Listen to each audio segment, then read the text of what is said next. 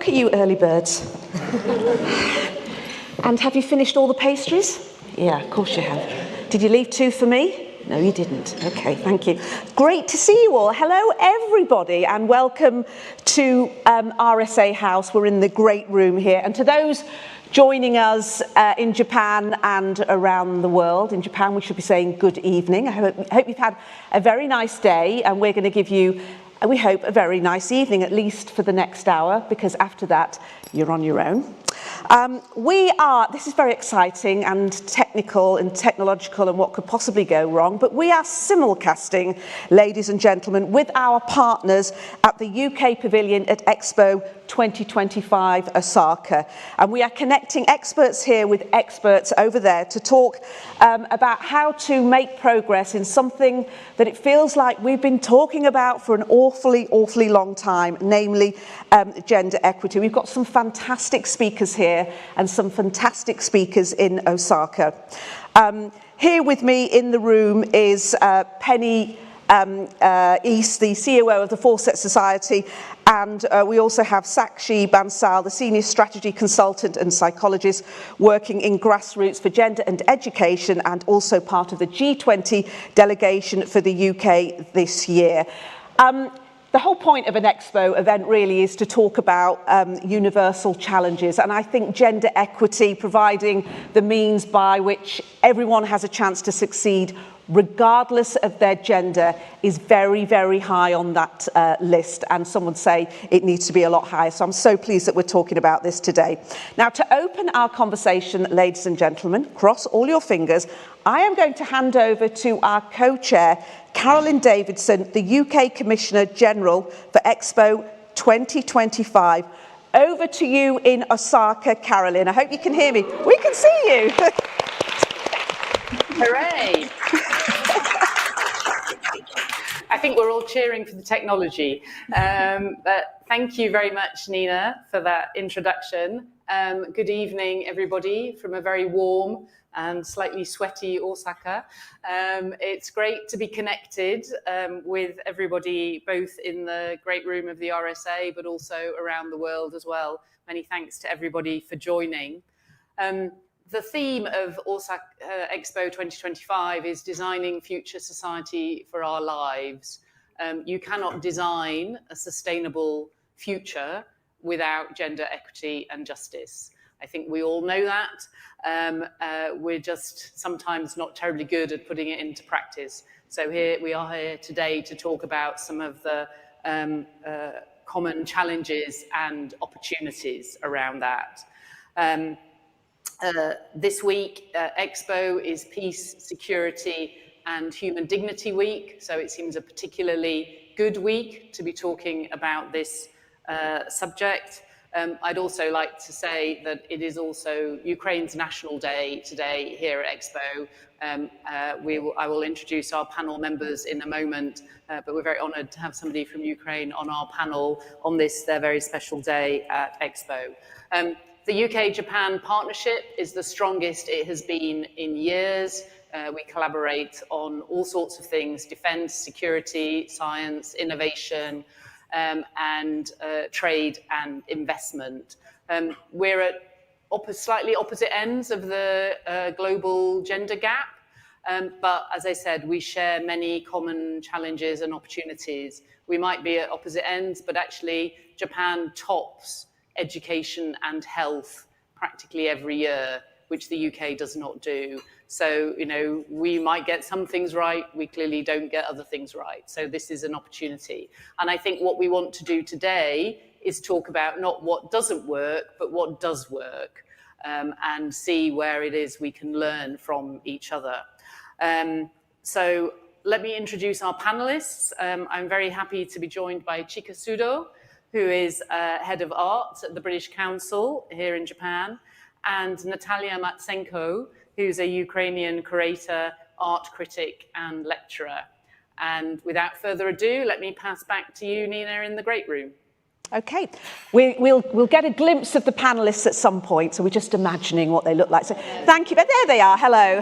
That's a great panel, and it's lovely to see you all there. So yeah, let's start off here. We've got Penny and Sakshi next to me.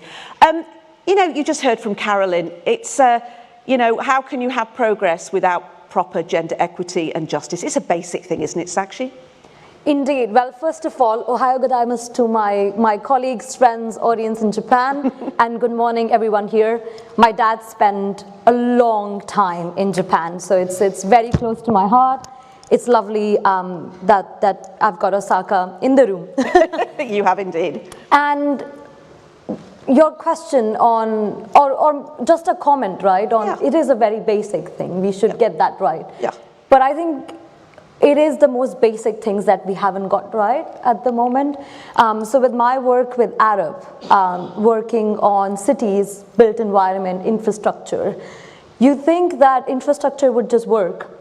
You go to the airport and you know that as a female you need X, Y, and Z services and they will be readily available to you.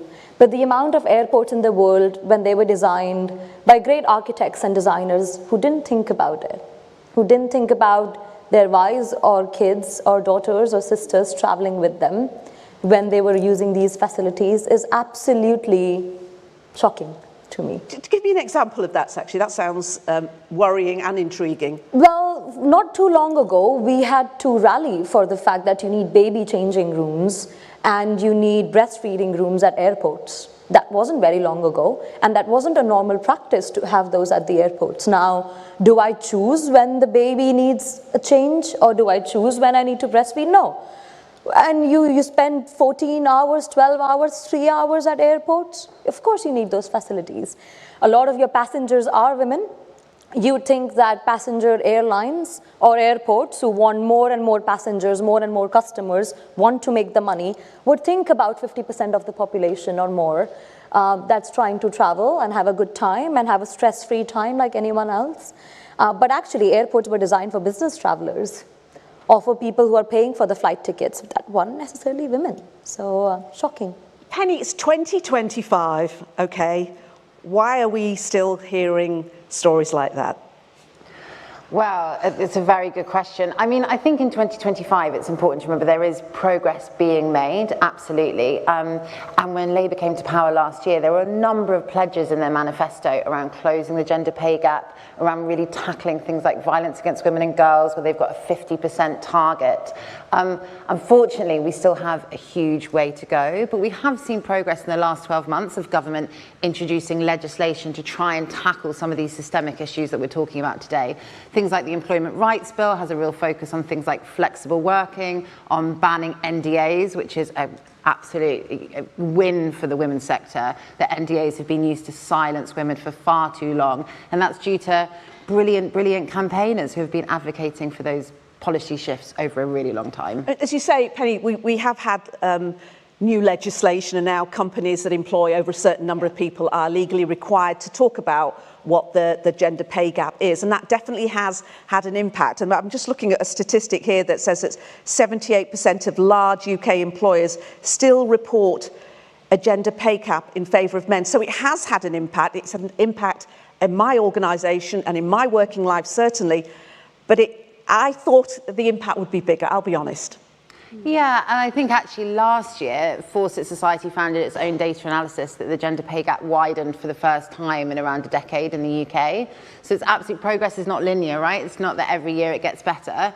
As I say, there are bits of legislation going through Parliament at the moment that we hope will have a real impact on the gender pay gap. The Chancellor's made it one of her pledges to close that gender pay gap, but we just need to make sure that we look at the entire infrastructure around that. I think sometimes people focus on the policies within a workplace, but actually it's affordable childcare, it's shared parental leave, it's an even split of domestic duties in the house. It's all of those things that mean that women are less able to flourish economically and in their career because they lack that infrastructure around it. So policy and legislation can go so far, but actually it needs that infrastructure as well. I mean, Taksha, you represented the UK at the G20. Did you have a feeling that this is high on the agenda, equity and equality? Absolutely. Every single nation had equality and equity very high on the agenda. I mean, just doing youth consultations, which is what we did for a long period of time, talking to young people across the UK, listening to what their needs are, what do they want in terms of policy shifts. Equity comes up. And I like to repeat something that one of the young persons said who was in the room. They said, we do not want lazy solutions. Don't tell us that let's not grow. Don't tell us let's not develop. That's lazy. We want actual, real, hard solutions that will actually work. And that often looks like having the tough conversations and saying, we aren't doing well. I think as the UK, sometimes we aren't that good at saying we aren't doing that well, you know, for various different reasons. We don't pause and reflect and say, we could have done better. So actually, in your introduction in Osaka, it was really refreshing to hear that we don't do that, and Japan is doing that really well. Yeah. Can we learn that? And the other thing that came up in the policy negotiations is how do we look at countries which are not necessarily the developed countries as we have called them in the past? How do we look at other countries and learn from them? So there are examples in Kenya, or there are examples in India, micro examples that have actually done really well when it comes to education balance and gender, or have done really well in putting girls back into school. Typically, you look at some of these countries and you always focus on the problems. But could we focus on the solutions, community-based solutions that can actually work, which, you know, takes it away from policy and back into our own hands? Okay, community-based solutions. Let's go back to Osaka now, and Carolyn and the panel over there. You've heard my panelists here talk about the gender pay gap and how we can learn perhaps from other countries. Perhaps we can learn a little bit about what's happening in Japan, and also the role that art can actually have in forwarding very important subjects like this. So Carolyn, over to you. Thank you very much. I think that's a really good point. The power of art, the power of storytelling, I think is absolutely crucial, because it's so important in terms of how you connect with other people and how you persuade. So maybe I could start by asking you, Chika-san, how can sort of arts and cultural institutions, how do they work as drivers of gender equity? Not only in Japan, but beyond. And what do you think, what have you seen that gives you grounds for hope, I suppose? Because I think we all need hope as well. Yeah, definitely, yeah. So maybe let me start a brief explanation about Japan's kind of fundamental kind of issues around gender equality as a kind of basic understanding. So when we talk about the gender equality in Japan, the statistics are quite disappointing, I have to say. So Japan was ranked 118th among 142, according to the recent gender gaps index. And in arts and cultural sectors, we are also facing the same challenges. But from my experience, I've been seeing so many female workers in this industry. For example, the curators at museums, or the production coordinator roles for the theaters. But when it comes to the leadership roles, like artistic directors or museum directors or the executive producers, these senior leadership roles are mostly dominated by male. And it's not just my impression, but there are several kind of surveys conducted by the sector specialists and the academic institutions. So I think there will be three main challenges which avoid kind of making Japan society more kind of gender equality country. So one is there is a historical context where the child care and housework tends to be unevenly distributed among women. So that's making it really hard to women to build career, especially in the full-time capacity. That's one challenge. And the other one is that there is maybe relating to the first challenge, but there are a lack of visible role models in the industries. So there are some kind of artistic director or super kind of curators who is really known quite successful career, but people think that, oh, these women are quite like superwomen, so we cannot see them as role models. So I think we really need to increase these kind of role models more in the near future. And the last challenge is that about job mobility. So there is not much job mobility or fluidity in art sector. So once the women decides to take time off to raise their children, for example, 3-4 years ago, it's really difficult to return to the original position. So that kind of job mobility thing is a challenge. But I'm also seeing the positive changes recently. So one of the things is that we have more female director roles in the museums, such as Mori Kataoka, Mami Kataoka at Mori Art Museum, and also Mika Kuraya at Yokohama Art Museum. These are all kind of major leading art museums, so that's a good sign. And also galleries and the theater are trying to present more gender-themed performances or exhibitions to kind of raise awareness among the all general public. So that's another good things. And additionally, what I heard from my performing arts contact, the younger generation, they are trying to seek more flexible way of working, so that if the couple are working in the same arts industry, they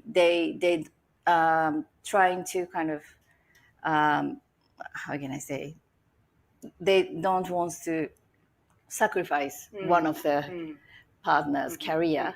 So they are trying to find the work-life balance as a couple. So that's, I think, quite good change.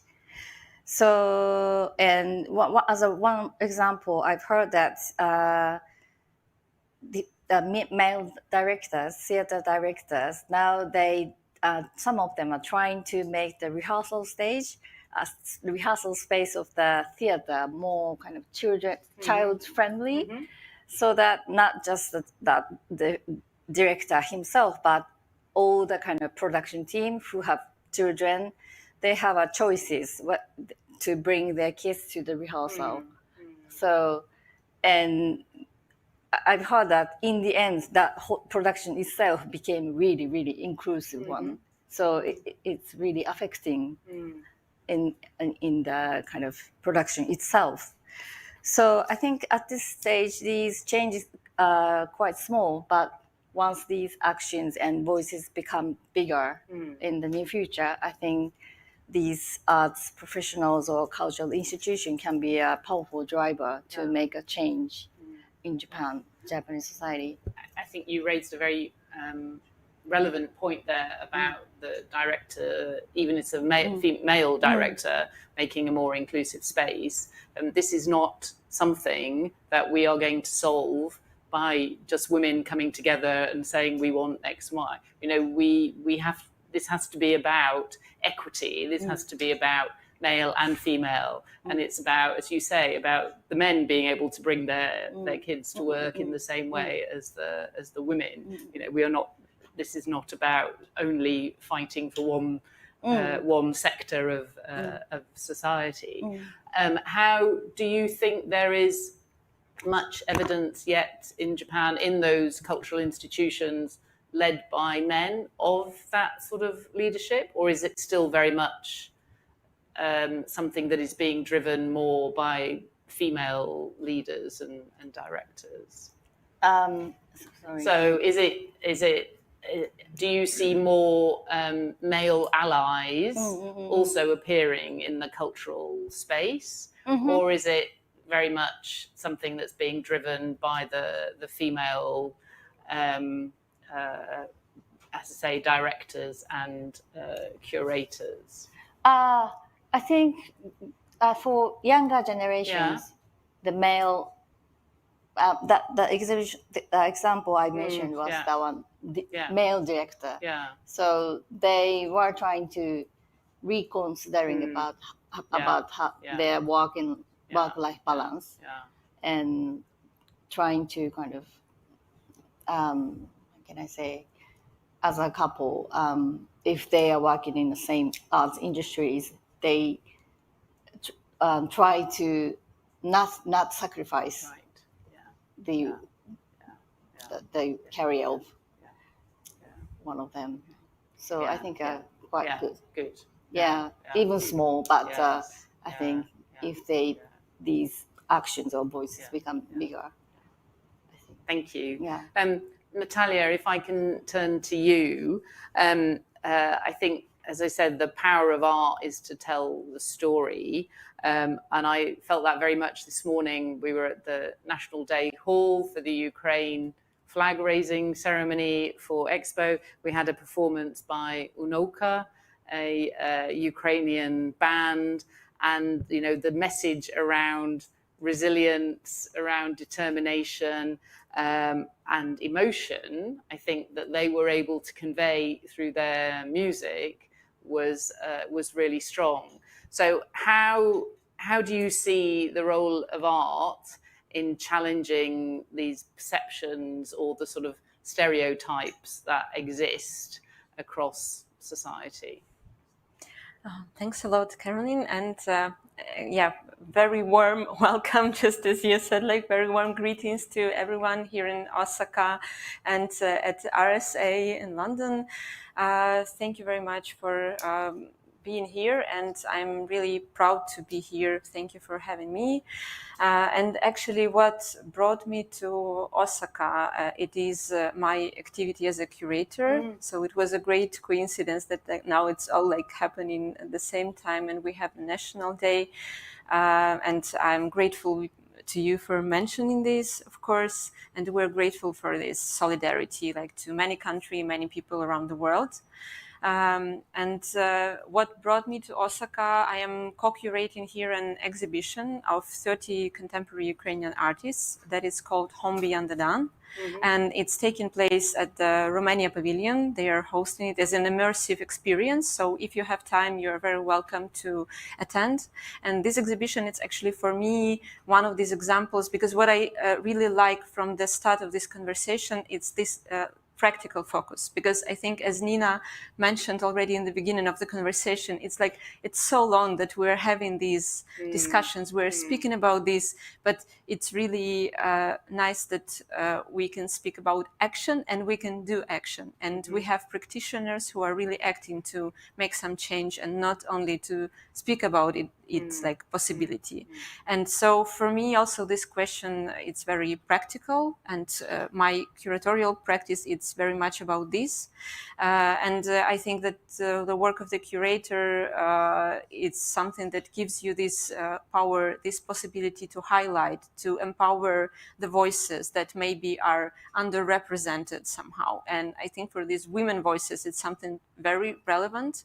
And in our exhibition, we also have, like, unfortunately for me, it's like I'm bringing with me, being a Ukrainian currently, I would love to speak just about gender balance and equity, but unfortunately I'm bringing also like another context with me, which is tough, and this is the context of war. But now for us it's really impossible to divide anything, because everything that you are doing, all the actions, all the ideas that you're sharing, it's like still intertwined with this context of war, with this experience of war.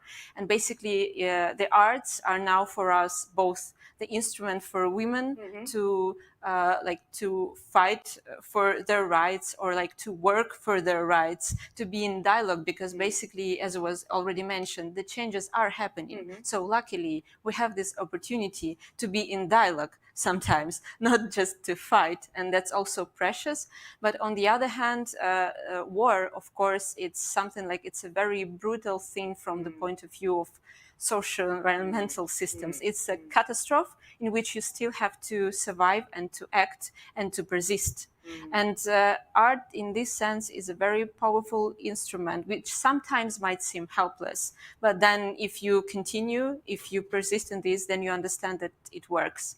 And basically I just came to this panel I was running because I was just moderating recently another panel, also on occasion of the National Day of Ukraine, and as a frame of public program of our exhibition, and it was called Women Artists at War. And I had 3 brilliant speakers. One of them, she is a participant of our exhibition. Maybe if we have time, I can share in more detail.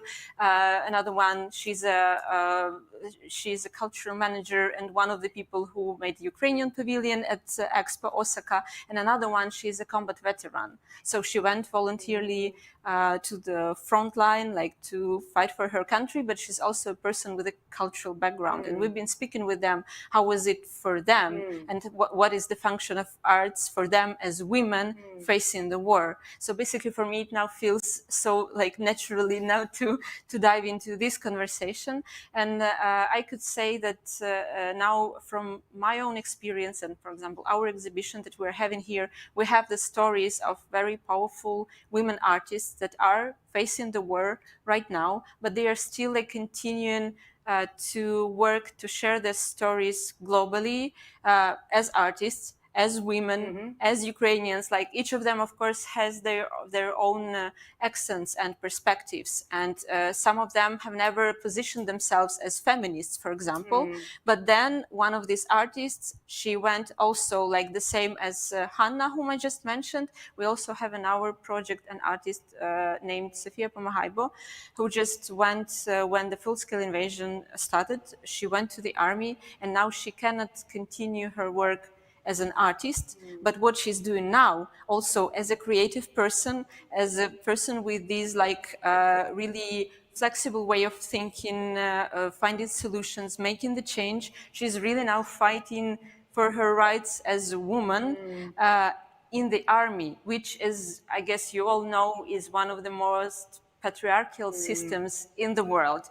And there is still like a separate topic of this underrepresentation of women. And I must say that in Ukrainian army, for example, in recent years, like this number and percentage of women is growing, and the role and the rights are also being developed. It's still, of course, a very big issue, and you can ask like every woman that is there, like she can tell you. But on the other hand, there is also the progress. And I would say that for these women whom I know and with whom I worked, who are from the artistic field, even if they are not able to continue their artistic practice, they still can implement their skills, their way of thinking to make this change, and it works. And actually, it was interesting to hear this note about generations, because one of the insights that Sophia, who is now fighting, shared with me, she said that, you know, when I'm facing like my colleagues, like combatants from the older generation, you always have this, oh no, you're a girl, you're not allowed to do this, or please let me like carry this. And she's always fighting, she's always doing this herself. But she says that with younger people, like younger men, like you have much less of this problem. So I would say that even such a conservative masculine system, patriarchal system as army can be changed through these women perspective, and there is no other way. So you cannot change the army and make it more inclusive for the women without inserting women in it. And even if it's not like in our case, it's not the choice like that we made voluntarily. Unfortunately, we were forced to do so. But still, it shows like this power. And if we're speaking just about arts and its empowering and sharing the stories. So yeah, I can say that again, getting back to our exhibition, sorry that I'm like so focused on this, but basically, yeah, that was something that brought me here. And it's sharing the stories of home. It's called Home Beyond the Dawn. And just as was already mentioned by you, like about this resilience and hope that we need. This project is about stories from 30 artists that are telling about the change and transformation of the concept of home during wartime, and about its loss, about its preservation, protection, and reconstruction. So basically, it's a project that is also looking towards future, towards this hope, and really resonating with the topic of the Expo this year, and also with the topic of this thematic week, of course. And these voices of the women artists in this project, I think they really work like on one hand highlighting the women's rights, both like civilians that are facing the war, and like women who are artists and militants. And on the other hand, it's not just like the conversation about women, but it's actually about this, again, as you mentioned, that we are not fighting for domination, we are fighting for the dialogue, for possibility to hear each other. So like to me, equity, it's also about sensitivity. And it's extremely hard not to lose sensitivity in times of war, for example. It's very tough times, as I said, brutal times. And I'm, of course, speaking from the name of a Ukrainian person, but that's also important to remember that it's an experience that, unfortunately, so many people in the world so many women in the world are going through right now. And I would like to have more of this international dialogue. I'm so happy to be able to be here today and to share these international experiences, because I think that's this ability to stay sensitive and to hear each other. That's something that art can also do, and that's how it can help us to reach our goals. Yeah, thank you. Sorry, maybe I was speaking too much. I'm so sorry. You didn't speak too long at all. You had a really important message to share, and we're very grateful to you for doing it. And yeah, I think we all applaud the resilience of Ukraine. And I would just say that Home Beyond the Dawn, which is the Romanian Pavilion is next door to the UK one. So very handy, so very easy to go and visit it after you've been here. But maybe I'll pass back to you, Nina, in the great room. Thank you. Thanks very much, Chika and Natalia. Plenty of food for thought there. That word resilience came up quite a lot, didn't it? It's clear that there is a lot of progress being made in some fields. We heard the panellists there talk about the art world, for example, and voices in the army. Why is it so much better in some and not the others? That's a bit of a sweeping question, Sakshi, for you. Well, I'll start with the word resilience, if that's okay. A couple of years ago, I had a privilege of contributing to a book on resilience in modern organizations. It's a fascinating book because it has a chapter on military and what we learn from the military on resilience. My chapter focuses on community practices and what resilience means for communities. And actually, one of the topics or questions we explored is, why do we love resilience so much? Because resilience comes with a burden as well, right? A lot of us, and our threshold for risk and our threshold for, sorry for the word, BS that we take has increased quite a lot. Because we put all of that under the umbrella of we are resilient. And so we have taken a lot of hard hits over the years under the term resilience. And I think we need to relook at resilience a little bit and say, how long until we continue to say success and good work is what you achieve individually? Can we start thinking about resilience in terms of how we came together as a community and achieved something, when success was a metric of how together we made an effort and something changed or something stuck? So I think resilience is a difficult word. We need to use it cautiously. Tooting everything as resilience can be quite harmful. There's a burden that comes with it. And same for the ideas of success. Now, reimagination and rehabilitation, that's interesting. Our colleagues use the word reconstruction. Arab's been working in Ukraine on reconstruction and how do we reconstruct. I was involved in a project on asking the question, what do we reconstruct? So when cities have seen natural hazards or wars or famine, and then there is this need to reconstruct, what do we reconstruct first? Who do we reconstruct for? Are we reconstructing for the whole society or for the working class? Who is the working class? Is it men? Is it women? Is it both? Are we reconstructing where you pray? Because that's more important for the community. Are you reconstructing first for hospitals? Because that's what is needed. Who will work in the hospitals? So just thinking about people in that sense, cities in that sense, how do we use them? In some areas, we have opportunities to rethink cities, which I think is the pearl in the chaos. And then you have already constructed organizations, infrastructure, mechanisms, and then you have one president that comes and takes position in power, and all of the good work over the years goes out of the window, right? We all know who we are talking about. And And when gender and all the good work that civil society did or charities sector did for years in some countries went out of the window, people started asking the question, were we never resilient enough? Or were the systems not built to be resilient? Or was this never really sustainable? All the work that we did in gender, in pay gap, in having these systems put in place, these checks and balances put in place, it all went out of the window in literally a month. You know, the charity sector completely came to a pause. So how do we make some of the work that we are doing today stick and sustainable?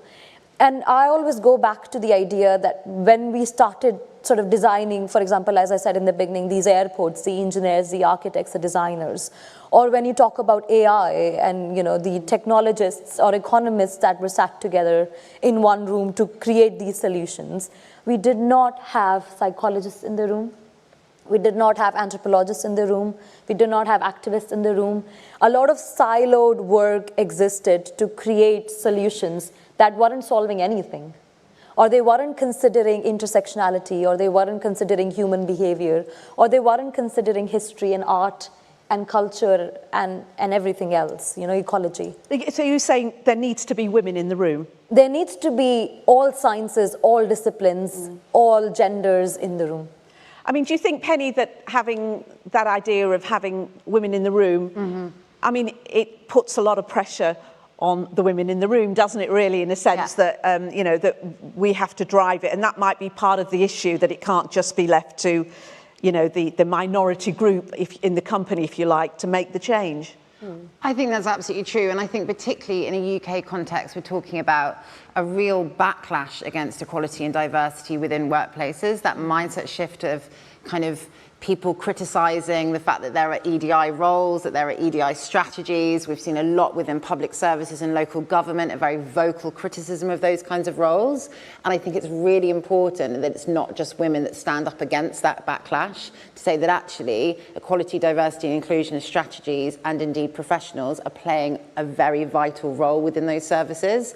And that kind of culture war conversation, where there's a real backlash against that, it needs both men and women to stand up against that, particularly over the next kind of 3 to 4 years in the build up to the next election in the UK. We have to be able to advocate for it and make sure that there isn't a shift to the right that means that those roles and those strategies start to become diluted. You're right, it's a very critical moment. We've spoken about this a little bit earlier on today. So progress has been made. I think we can say that progress has been made. And now we're in a new era, and we're in the era of AI. And I know this is something that both of you have been involved in looking at. And Penny, there are some quite disturbing things that you have uncovered that are happening right now without a lot of us even knowing.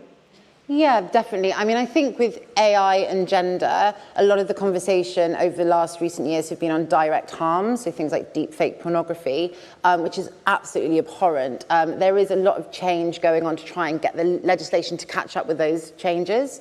But I think at Fawcett, we're also looking at how AI is being used in the workplace and that kind of insidious dismantling of some progress that has been made. So, for example, AI systems being biased against women within recruitment. So using AI in recruitment tools, it's been shown that they are disproportionately more likely to reject women because of the way that they're monitoring language, the way that they're monitoring things like career breaks. Also productivity tools in AI, where things like they're measuring mouse strokes or emails sent per hour.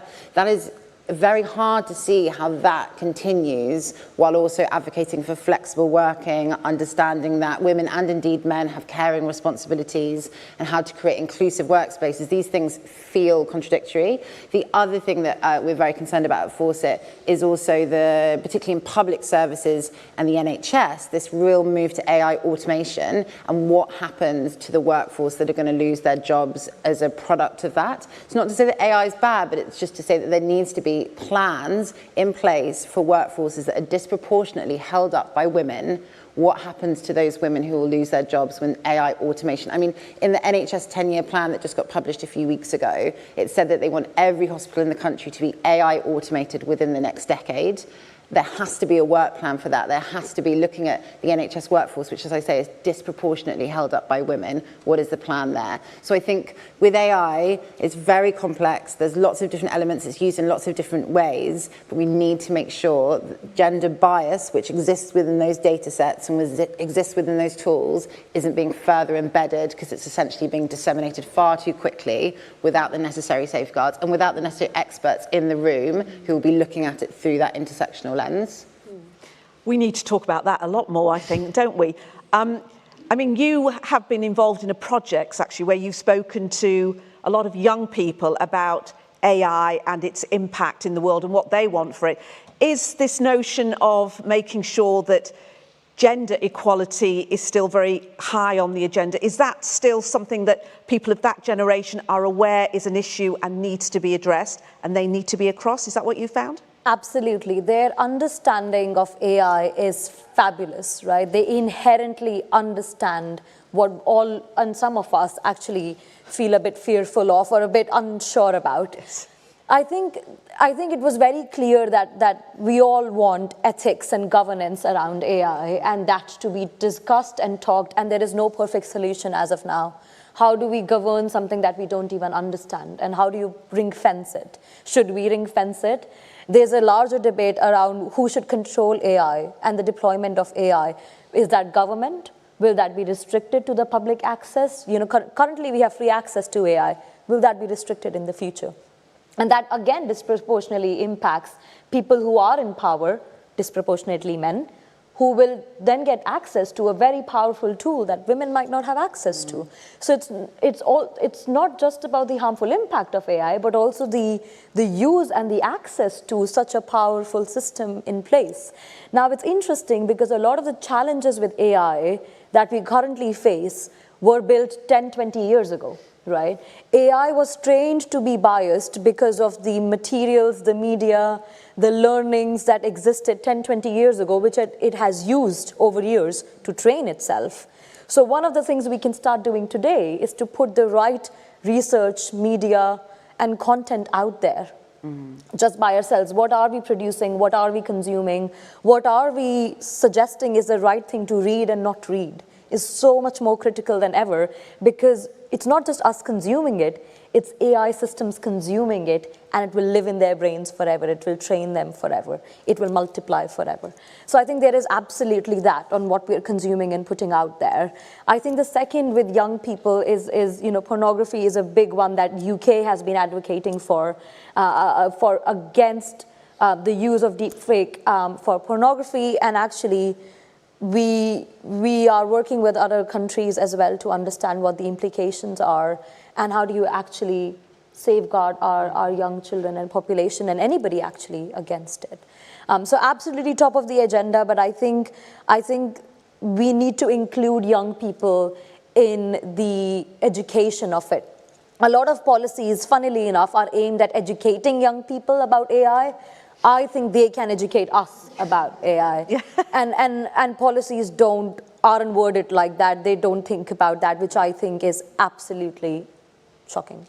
That's a fantastic suggestion of a solution. I mean, Penny, if you could wave a magic wand, what do you think is, the most powerful thing right now to forward the work that you do at Fawcett? You're all about gender equality and having a voice and progressing. Women have struggled for a long time, for over centuries for equality. You must reach a point when you think, oh, I don't want to be the one that stands up and embarrasses myself and says that's not wrong. It takes a lot of bravery from me. What is the thing that needs to change fundamentally? Is it at a government level, policy level? What is it?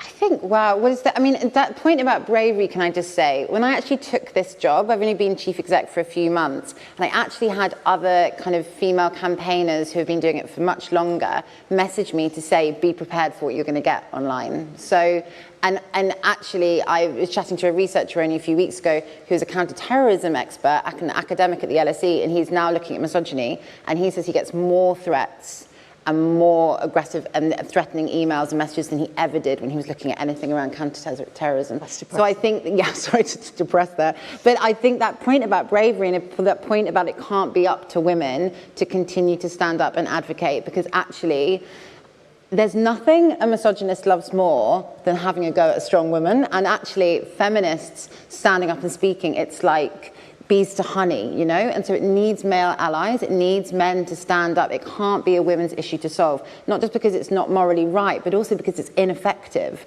Because what we are dealing with, whether it's teenage boys, whether it's older men, whether it's, I don't want to use his name, Andrew Tate, and all of that can't be solved by women alone, because not only is it, as I say, not right, but it's ineffective, because men like Andrew Tate and all the thousands of mini Andrew Tates, they like it when women like me get angry. They like it. That's what they are aiming for. What they need is strong men from lots of different parts of society standing up and saying, this is unacceptable. It can't be down to women to respond to it only, because it won't work. And so in terms of one solution or one other, I think that's something that we really care about at Fawcett, is supporting men, standing alongside men to be allies with us in this real growing fight against the rise of misogyny and sexism, particularly online, but it's having real life effects and online effects, and we need to be working together to solve it. Yeah, I mean, I do get the impression that we're talking about this now like never before. I mean, programmes like Adolescence, for example, they play an important role. I'm just at this point going to open this up and see if anyone's got any questions. We've got a question there at the back. Microphone coming your way. It's a fascinating conversation. Go on for another hour, but thanks. Yes. Hi, my name's Sagar. My interest is in systems change, supply chains. So when I say this or ask this, is from a global perspective. And yes, of course, women, men equal in the boardroom, wherever it is. But there's one issue that I've been raising for the last 10 years, especially in the climate sector, that seems to be admonished every single time. And when I look at it in a supply chain, then it's not somewhere in Yorkshire or Edinburgh. It's somewhere all the way in India or Chile or Congo. What could I be talking about? And in this space, there's no worries about equality or diversity of women. There's tons of women, and there's tons of children, and there's a lot of men. This area I'm talking about that we do not talk about at all because it might be too disruptive to the net zero sector. How many children, girls and boys and women are enslaved in a Congo mine for cobalt and lithium? Yes, of course, have equality for women, changing room and all these other places can't recollect.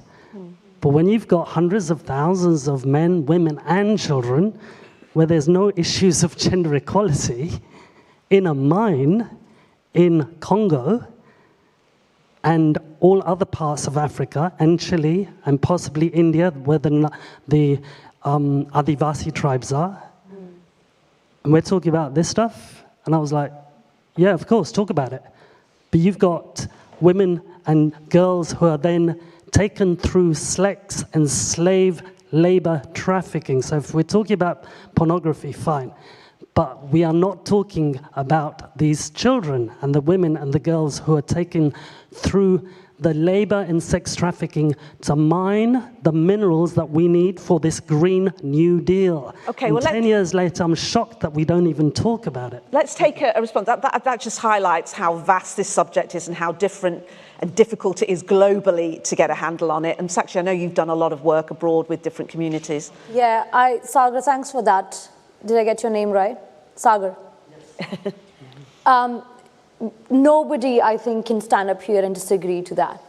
I think that the cause and the issue that we are highlighting today is not very dissimilar from your highlighting. In different rooms where you sit in the world, the vastness of the cause, the depth of the cause, the challenge and the problem vary. We have worked, so I've been working with my charity for 12 years now. 6 years of that, it was spent in India working with girls, young girls who were not in school. And these girls were forced into child labor and much worse practices. And I was very young by myself at that time. I was 16 when I thought I had all the answers. And one of the challenges we faced to go and support young girls coming back into schools was not even knowing their whereabouts. You can't track a young girl's whereabouts for 24 hours in Delhi and where she goes and who she meets and what she does to bring her back to school. I think one thing I learned at that time was data is very important. Not just the fancy data you see published and hypothesized and theorized, the data of how and where our people are and what they're doing. I don't think, and I agree with you, I don't think enough people care about it. And I do think that if people started caring about it, we wouldn't have a lot of things we have today, and it will inconvenience a lot of people. Completely agree with you. But I think data is important. If you have the data, if you are close to people, if you have stories, please share them, please talk about them, and actually find people who can help on a local level. I think supporting charities is great, and I think that's critical, but in some instances, it's the local community that can do much better help and first aid and support and can lead to long-term solutions. So please, let's find those people that can help us do that. Thank you for that question. Thank you, Sakshi. I think we'll probably take one more question. And then before we go back to Osaka, yes, it's you. Thank you. Thank you, and thank you for a very interesting discussion. My name's Carol Stewart, and you've touched on intersectionality, but what are your thoughts on how we can ensure that when it comes to gender equity initiatives, that it is done through an intersectional lens? Okay. Penny? Yeah, certainly. So the government at the moment are, in terms of the gender pay gap, are actually doing a consultation on race and disability and how it intersects with gender, because women from minoritized backgrounds, disabled women, the pay gap increases. And so we need to absolutely understand how it intersects. I think there is a commitment from government to look at it, and certainly it's about gathering the voices and experiences of lots of different women in lots of different communities and making sure that we've got the data analysis to show how it's going to widen that gender pay gap, which is what Fawcett has been doing over the last few months, is working with government on that legislation and on that policy consultation. But it's a really good point. It's about how to include the voices, make sure they're part of the conversation, but also about data, getting back to that data point to make sure it's as diverse as possible. Can I add to Yeah, that, please? yeah. I think we need to listen to people who don't agree with the idea of EDI in an organization. We really need to listen to them and not disregard them. Why do they think EDI doesn't work, right? Because it inconveniences some people in power or position, because it's an added cost to the organization, because the effects aren't felt. And we really need to start looking at why is it not working? Why is it an inconvenience, right? I think a couple of, and this is a controversial opinion, but I think EDI should be able to link to the financial outcomes of an organization. If it doesn't, it's not working. And if it's not linked, it's not going to stick, right? So we need to be able to do that for actually intersectional solutions to work for a company. Otherwise, you know. Yeah, that's an argument I've definitely heard. At this point, I think we are going to flawlessly cross to Osaka, ladies and gentlemen, and see if you've got any questions over there, Carolyn. Yeah, I'm going to open it up to our audience here in the UK pavilion. Yeah. Thank you. Tanya Koch, I'm a fellow of the RSA and director of a theatre company here in Osaka, Tarinai Nanika. If I may, quickly, one observation. I just wonder if anyone here agrees with me. There's one sector of society in Japan, which for me is a huge role model. Chika-san, you were talking about role models. Japanese grannies. Does anyone agree with me? I have met so many remarkable Japanese ladies in their 80s and 90s that are just the epitome of resourcefulness and grace and strength and optimism. And I wonder if we can bottle whatever they've got. That was just one observation. And then a question, I think for you, Carolyn. It seems to me, this is a complete, jump in topic. It seems to me that if we had more women in politics, there would be it would take maybe longer before we would descend into war in many circumstances. Thinking about the implications on life, having produced life, would there be an extra, hesitation before bringing about war? And I wonder whether that's whether you think that's right, and obviously that would have lots of implications. What do you think about that, Caroline? I think the UK has been a real champion of what we call the Women, Peace and Security agenda, because I think we recognise, and to go back to the point before, the data proves that, for example, peace treaties and peace agreements last longer if there are women in the room when they are agreed. And solutions are found more easily if there are women in the room. So I think it is a really powerful point.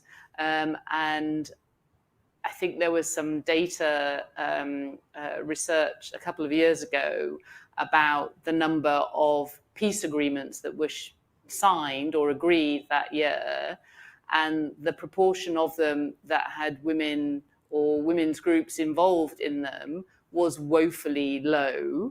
And surprise, surprise, very few of them were sustainable. So I think it's a really important point. I think this week in particular, when we're talking about peace, security, and human dignity, it's not just for one group of people. And, if you want a sustainable society, then you need everybody to be involved in shaping it.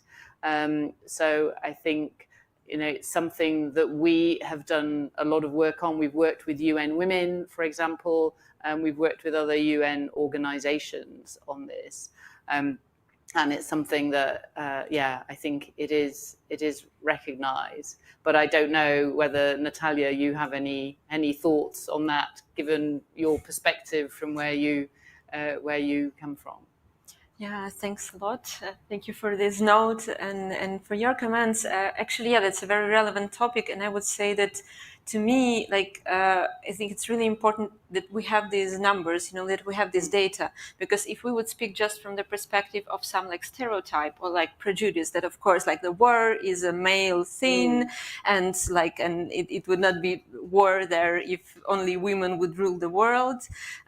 If we just speak it from, from some stereotype position, then it's one thing. But if we have real numbers that prove that, that's another thing. And I think that, of course, generally, I would agree that from my experience, of dialogues and general political situation, of course, the more women who have voice you have, I think the more constructive dialogue could happen. So basically, I believe that these numbers can be like that, because actually I didn't know these statistics. That's very interesting to me.